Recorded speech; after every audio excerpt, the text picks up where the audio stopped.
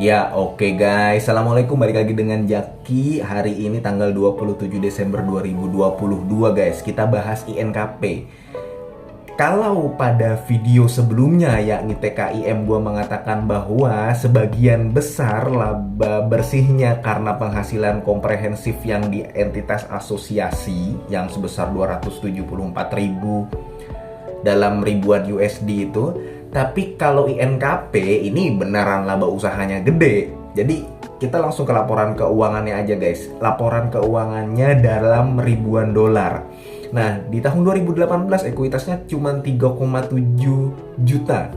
Kemudian naik jadi 4 juta, naik lagi jadi 4,2 juta tahun 2020, naik lagi jadi 4,7 juta, naik lagi jadi 5,3. Jadi sebenarnya secara ekuitas INKP dan TKIM 11-12 ya. Ya begitulah 11-12 ya. Kemudian dari penjualannya memang yang paling besar ini adalah di tahun 2018 dan di tahun 2021. Makanya kalau misalkan lu lihat ini juga berdampak ke laba bersihnya guys. Laba bersihnya si INKP ini termasuk yang tinggi itu di tahun 2018. Makanya kalau lu lihat harga sahamnya memang di INKP itu sendiri ya sempat tinggi di tahun 2018 guys. Sampai sekitar lebih dari 15.000 kalau gua nggak salah. Saham INKP di tahun 2018 itu mencapai 19.000. Dia memang udah naik dari bulan Mei kemudian sampai di bulan September 2018. Jadi memang kinerja di tahun 2018 cemerlang, laba bersihnya itu 500.000 dalam ribuan USD ya. Kemudian di tahun 2019 turun jadi 274, turun lagi jadi 294, turun naik di tahun 2021 jadi 527.000, naik lagi di tahun 2022 sampai kuartal ketiga itu 647. Jadi sebenarnya kinerjanya ya begini, kalau dilihat dari laba bersihnya ya tinggi di tahun 2018, turun 2019 2020, cuman sekarang udah mulai naik lagi. Jadi sebenarnya kalau lu menanyakan apakah saham ini bagus untuk dibeli, layak. Sebenarnya layak. Dan kembali soal selera lagi. Jadi pada saat gua mengupdate video yang jadi kan gini, EPS-nya INKP ini tertinggi loh. Dalam 5 tahun terakhir, EPS-nya berpotensi mencapai 2.405 per lembar. Padahal harga sahamnya itu kalau gua nggak salah di harga 9.000 sekarang, 9.025. Itu kan berarti pernya cuma 3 kali sebenarnya. Dan kalau kita lihat valuasinya INKP ini murah. Jadi ya 11-12 yang tadi gue bilang sama TKIM sama INKP itu 11-12. Jadi gini guys, saham seperti INKP, saham seperti TKIM itu memiliki pasarnya sendiri. Jadi gue kan tadi mengupdate ya video yang TKIM.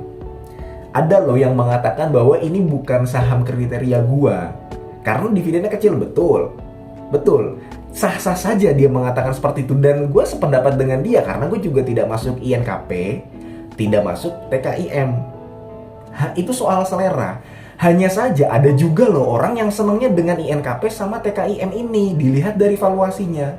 Coba kita lihat ya, PBV rata-rata dalam 5 tahun terakhir itu ada di angka 0,8. Sekarang PBV-nya 0,6. Murah nggak? Murah dengan kinerja yang cemerlang begini. INKP murah ini di PBV 0,5. Dari kemarin kita ngomong PBV loh, memang iya. Valuasi paling mudah menentukan saham itu dengan PBV. Ada PBV, ngapain kita nyari yang lain? Oke, kita banyak faktor, tapi kan yang paling dasar, yang paling mudah ya dari PBV, dari PER sebenarnya. Seperti itu. Dan ada loh orang yang memang membeli TKIM, membeli INKP, terutama yang kita bahas saat ini, ya berdasarkan valuasinya yang murah. Karena kenapa? Gini loh guys, kalau misalkan menurut gue guys ya, menurut gue ini menurut pandangan gue guys, ketika seseorang membeli saham yang valuasinya murah itu lebih apa ya, lebih tenang gitu loh guys. Lebih investasinya tuh lebih nyaman, lebih tenang, karena memang sudah tahu bahwa saham yang dibeli valuasinya murah. Ketika valuasinya murah, saham yang dibeli valuasinya murah, maka potensi untuk gain-nya lebih besar daripada potensi untuk loss-nya. Reward-nya lebih besar daripada potensi risk-nya.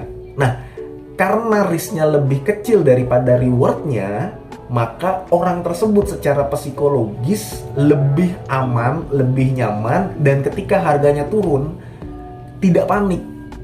Jadi walaupun dividennya kecil, dividen payout rasionya kecil, dividen yieldnya kecil, dividen per share-nya kecil, ini kan sebenarnya sama kayak SMDR kan?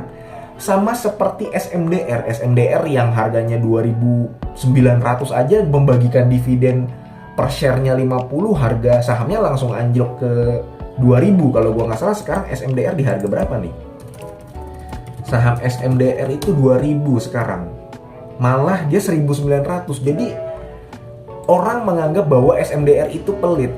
Ada orang yang menganggap bahwa INKP itu pelit, ada. Tapi ada juga orang yang ya udahlah karena memang dia seperti ini, toh valuasinya murah juga, dan merasa bahwa ketika dia menginvestasikan uangnya di INKP itu jadi nyaman dan jadi aman secara psikologis. Walaupun sahamnya turun ke 8.000, ke 7.000, ya udahlah, memang valuasinya udah murah, bisa nggak nanti ke 15.000, ke 20.000? Bisa.